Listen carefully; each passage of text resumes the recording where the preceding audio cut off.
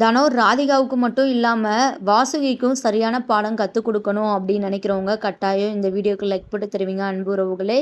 இனி வரக்கூடிய எபிசோடுக்கான ப்ரெடிக்ஷன் தான் பார்க்க போகிறோம். தனம் மனசில் இவ்வளோ குழப்பம் அப்படின்னு சொல்லிட்டு நம்ம ருக்மணி அம்மா கதிரேசன் கிட்ட பேசுகிறதுக்காக கடைக்கு தான் வந்திருக்கிறாங்க. அந்த டைமில் நம்ம கதிர் பார்த்திங்கன்னா பைக்கில் ஸ்டிக்கர் ஒட்டிகிட்டு இருக்கிறாங்க. நம்ம தனம் பேரும் நிலா பேரும் தான் பார்த்திங்கன்னா ஒட்டியிருக்கிறாங்க. அதை பார்த்ததுமே ருக்மணி அம்மாவுக்கு ரொம்பவே சந்தோஷமாக இருக்குது. இங்கே டக்ளஸ் இருந்துக்கிட்டே டேய் மாப்பிள்ளை ரொம்பவே கலக்கிறையடா, இப்படியும் காதலை தனம் பிள்ளைகிட்ட சொல்லாமல் நீ கண்ணால் காதல் பண்ணிக்கிட்டு இப்படி பண்ணிக்கிட்டு இருந்தா எப்பட்றா மாப்பிள்ளை, சீக்கிரமே தனம் பிள்ளைகிட்ட உன் காதலை சொல்லு, நீ காதலை சொல்லங்குள்ளையும் எனக்கும் வயசாயிடும் உங்களுக்கும் வயசாயிடும் போலையே அப்படின்னு சொல்லிட்டு டக்ளஸ் வந்து கிண்டல் பண்ணிக்கிட்டு இருக்கிறாரு கதிரை. கதிர் இருந்துக்கிட்டே மாமா கொஞ்சம் அமைதியாக இருக்கிறீங்களா. ருக்மணி அம்மா கதிர்கிட்ட என்னப்பா கதிர் என்ன சொல்கிறாரு உங்கள் மாமா அப்படின்னு வந்து கேட்கும்போது அதெல்லாம் ஒன்றும் இல்லைம்மா, அவர் சும்மா எதனாலும் உளறிக்கிட்டு இருப்பார் அப்படின்னு வந்து சொல்லி சமாளிக்கிறாங்க. உடனே டக்ளஸ் இருந்துக்கிட்டு அம்மா நான் ஒன்றும் தப்பாக சொல்லலை, இந்த மாதிரி இந்த பையன் நம்ம தனத்துக்கிட்ட வந்து ப்ரொமோட் பண்ணணுமா அப்படின்னு சொல்லிட்டு வந்து சொல்கிறாங்க. இங்கே நம்ம ருக்மணி அம்மாவுக்கு ஒன்றுமே புரியலை. அப்படின்னா என்னப்பா அப்படின்னு சொல்லிட்டு வந்து கேட்கும்போது நம்ம டக்ளஸ் இருந்துக்கிட்டு அதாம்மா ஏதோ காதலை சொல்லணுமா அப்படின்னு வந்து சொல்கிறாங்க. ஓ ப்ரொப்போஸா, சரி சரி அப்படின்னு சொல்லிட்டு நம்ம ருக்மணி அம்மா வந்து சிரிக்கிறாங்க. ஐயோ டக்ளஸ் மாமா நீ அமைதியாக இருக்க மாட்டேயா அப்படின்னு சொல்லிட்டு வந்து நம்ம கதிர் இருந்துக்கிட்ட சொல்கிறாங்க. கதிர்கிட்ட ருக்மணி அம்மா வந்து பேசுகிறாங்க. இங்கே பாருப்பா, என்ன தனம் ரோட்டில் போகிறவளா, அவள் உன் பொண்டாட்டிப்பா, அவகிட்ட காதலை சொல்கிறதுக்கு எதுக்காக தயங்குற, நீங்கள் 2 பேரும் சேர்ந்து வாழணும் அப்படின்னு சொல்லிட்டு தான் நான் ரொம்பவே ஆசைப்பட்றேன். இங்கே பாரு, உன் மனசில் இருக்கத நீ சொன்னாதானே தனத்துக்குமே புரியும். மனசு விட்டு பேசினா மட்டும்தான்ப்பா நிறையா விஷயங்கள் வந்து தெரிஞ்சுக்க முடியும். தனம் ரொம்பவே சந்தோஷப்படுவா. நீ வந்து முதல்ல தனங்கிட்ட வந்து உன் மனசில் இருக்க எல்லாத்தையுமே வந்து வெளிப்படையாக வந்து பேசுப்பா, அப்போ தான் உங்களுக்குள்ள ஒரு நல்ல ஒரு உறவு வந்து க்ரியேட் ஆகும் அப்படின்னு சொல்லிட்டு வந்து சொல்கிறாங்க. நம்ம கதிரும் பார்த்திங்கன்னா ருக்மணி அம்மா சொல்கிறதுக்கு தலையாட்டுறாங்க சரிங்கம்மா அப்படின்னு சொல்லிட்டு. நெக்ஸ்ட்டு தனத்துக்கிட்ட வந்து நம்ம ருக்மணி போயிட்டு பேசுகிறாங்க. இங்கே பாரு தனம், இனியும் நீ குழப்பத்தில் இருக்கிறது சுத்த வேஸ்ட்டு. கதிரேசன் மாதிரி ஒரு நல்ல பையன் வந்து தேடுனா கூட வந்து கிடைக்கவே மாட்டான், அந்த மாதிரி சொக்க தங்கம்.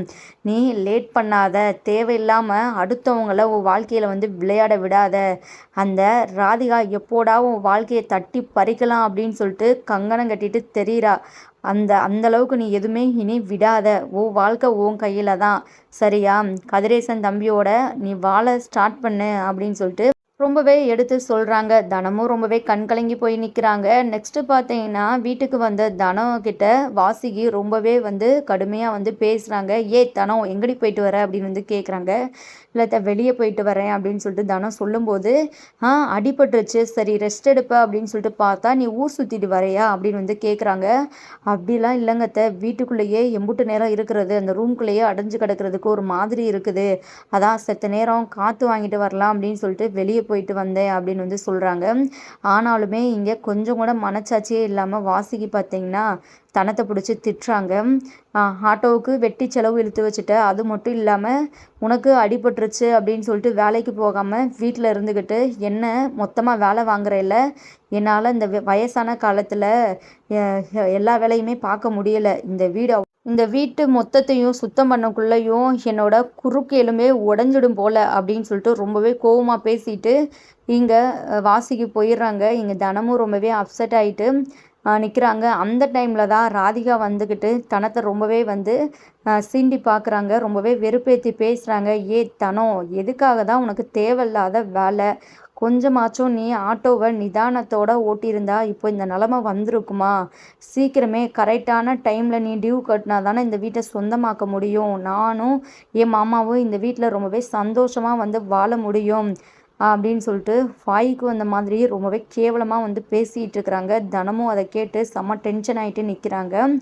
இனியாச்சும் ஒழுங்காக வேலை பார்க்க பாரு, இப்படின்னு லீவ் போட்டு இருந்தால் டியூவெலாம் பெண்டிங்கில் இருந்தால் அப்புறம் தேவையில்லாமல் வந்து கடன்காரங்களாம் வந்து இங்கே வீட்டுக்கிட்ட வந்து நின்று பிரச்சனை பண்ணிகிட்டு இருப்பானுங்க அப்படின்னு சொல்லிட்டு பேசிட்டு போகிறாங்க. இங்கே நம்ம தனம் ரொம்பவே டென்ஷனோடு நின்றுட்டுருக்குறாங்க.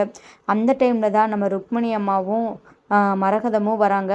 என்னம்மா தனம் என்னாச்சு, அந்த ராதிகா என்ன பேசிட்டு போறா அப்படின்னு சொல்லிட்டு வந்து சொல்கிறாங்க. அவள் பேசின பேச்சுக்கு அவளை அப்படியே பலார் பலார்னு ஒரு 4 அரை விடணும் போல தோணுதுமா அப்படின்னு வந்து சொல்கிறாங்க. அப்புறம் என்ன அரை விட்டுற வேண்டியதானே அப்படின்னு சொல்லிட்டு நம்ம ருக்மணி அம்மாவும் சொல்லவும், எங்கள் தனம் இருந்துக்கிட்டு என்னம்மா என்ன சொல்கிறீங்க, அட ஆமா தனம், அவள் வாழ்க்கையை வந்து தட்டி பறிக்கணும் அப்படின்னு சொல்லிட்டு நினச்சிட்டு இருக்கிறா. அதற்கான வேலையை வந்து பார்த்துட்ருக்குறா. அவகிட்டலாம் நீ அமைதியாக பேசினா ஒன்றும் சரிப்பட்டு வராது. அவள் ஒன்றும் சின்ன குழந்தை இல்லைல்ல, அவகிட்ட சொல்லி புரிய வைக்கிறதுக்கு. நீ இந்த வழியில் போனால் மட்டும்தான் அவள் சரிப்பட்டு வருவா அப்படின்னு சொல்லிட்டு நம்ம ருக்மணி அம்மா வந்து சொல்லவுமே, இங்கே தனம் வந்து அப்படியே சேலையை வந்து தூக்கி சொருகிட்டு நம்ம தனம் பார்த்தீங்கன்னா அதிரடியாக களத்தில் இறங்கிட்டாங்க.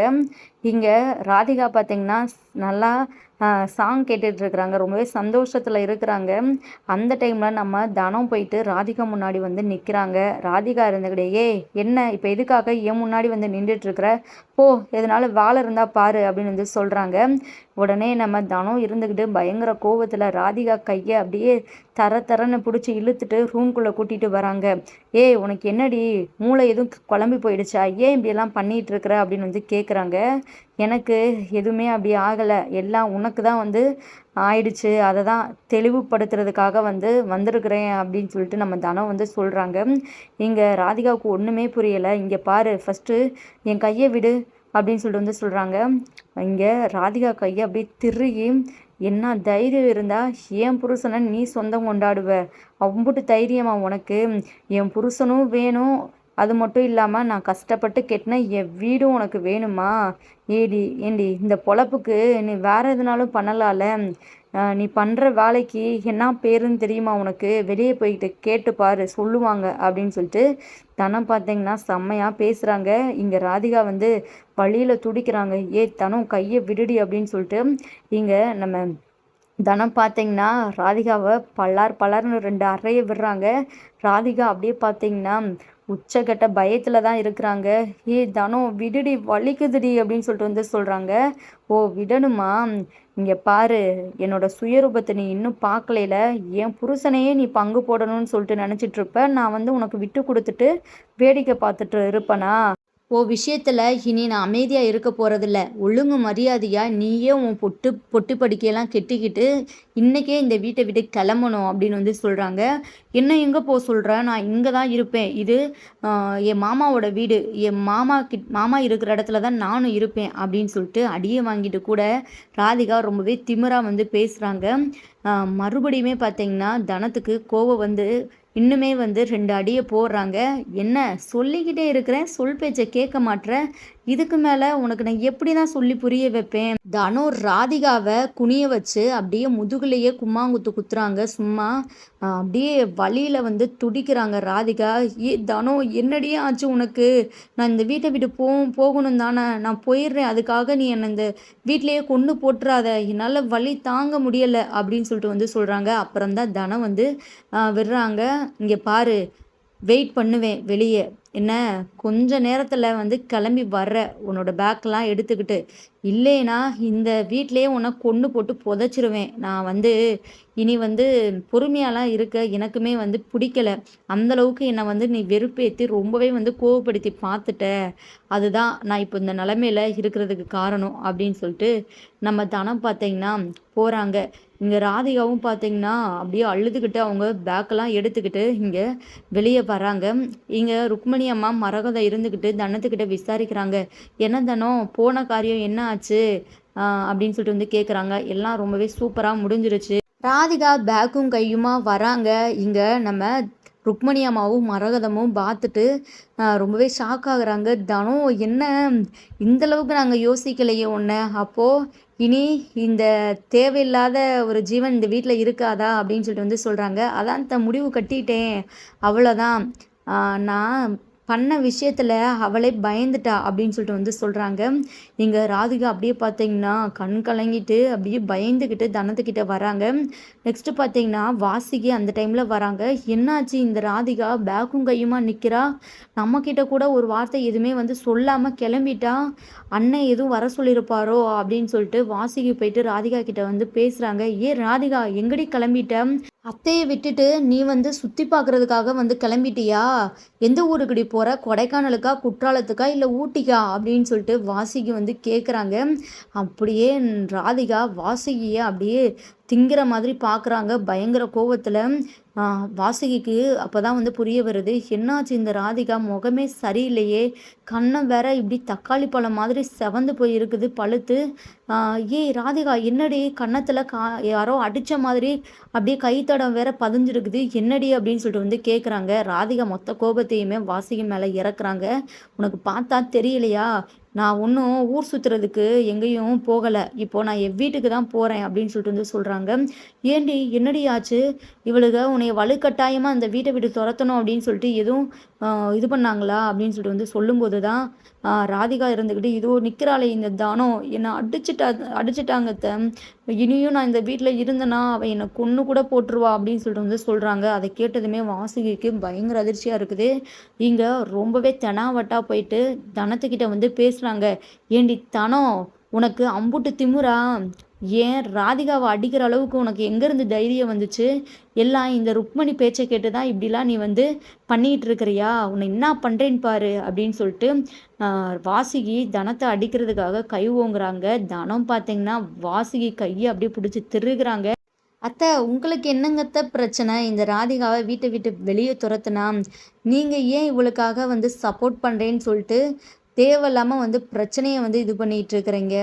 இருக்கிற கோவத்துல உங்கள அடிச்சா கூட ஆச்சரியம் இல்ல நானு. அந்த அளவுக்கு இந்த ராதிகா வந்து என்ன ரொம்பவே பாடா படுத்திட்டா. சரிங்களா?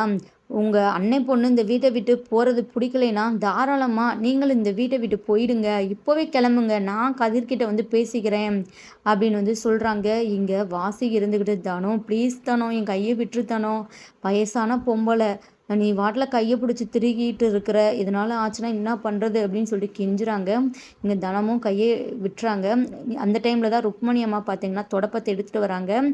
"இந்தா தனம் இத புடி" அப்படின்னு சொல்லிட்டு வந்து குடுக்குறாங்க. தனமும் அத வாங்கி கையில வச்சுக்கிறாங்க. "என்னாச்சுங்க அத்த? இப்போ எதுனாலும் பேசுறதுக்கு உங்களுக்கு எதுனாலும் இருக்குதா?" அப்படின்னு வந்து கேட்குறாங்க. "இல்ல தனம், எதுவும் இல்ல. ராதிகா நீ போறியா வீட்ட விட்டு? சரிம்மா, நல்லா சாப்பிடணும் சரியா? அ அப்பா பார்க்குற மாப்பிள்ளைய கல்யாணம் பண்ணிட்டு போ. என்ன உனக்கு ஒரு நல்ல வாழ்க்கை இருக்குது. அத கெடுத்துக்காத" அப்படின்னு சொல்லிட்டு வாசிக்கு வந்து பேசுறாங்க. எங்க ருக்மணி அம்மாவுக்கும் மரகதத்துக்கும் சிரிப்பு தாங்க முடியல. எங்க தனம் இருந்துகிட்டு, இப்போ நீங்க சொன்னீங்க பார்த்தீங்களா? ரொம்பவே சரியான வார்த்தை. இத இதுக்கு முன்னாடியே சொல்லியிருந்தா இந்த ராதிகா வாழ்க்கை இந்நேரம் உருப்பட்டுருக்கும். இப்போவாச்சும் உங்களுக்கு சொல்லணும்னு தோணுச்சே. ஏய் ராதிகா உனக்கு புரிஞ்சதா? இனி இந்த வீட்டு பக்கமே உன்ன பார்க்க கூடாது நானு. கதிரேசன் மாமா எனக்கு தான் அப்படின்னு சொல்லிட்டு சும்மா யார்கிட்டயாச்சும் எதுனாலும் பேசினேன்னா அவ்வளோதான். இந்த தொடப்பத்த கொண்டு வந்து அங்கேயே உன்னை வந்து பொளந்து கட்டிருவேன் அப்படின்னு சொல்லிட்டு நம்ம தனம் வந்து பேசுறாங்க. பேசுறது தனமா அப்படின்னு சொல்லிட்டு அங்கே எல்லாருக்குமே ரொம்பவே ஆச்சரியமா இருக்குது. தனம் செஞ்சது செம சூப்பர் அப்படின்னு நினைக்கிறவங்க கட்டாயம் இந்த வீடியோக்கு லைக் போட்டு கூடவே கமெண்ட் பண்ணி தெரிவிங்க. மறக்காம நம்ம சேனலையும் சப்ஸ்கிரைப் பண்ணி ஆதரவு தெரிவிங்க ஃப்ரெண்ட்ஸ். தேங்க்யூ ஃபார் வாட்சிங்.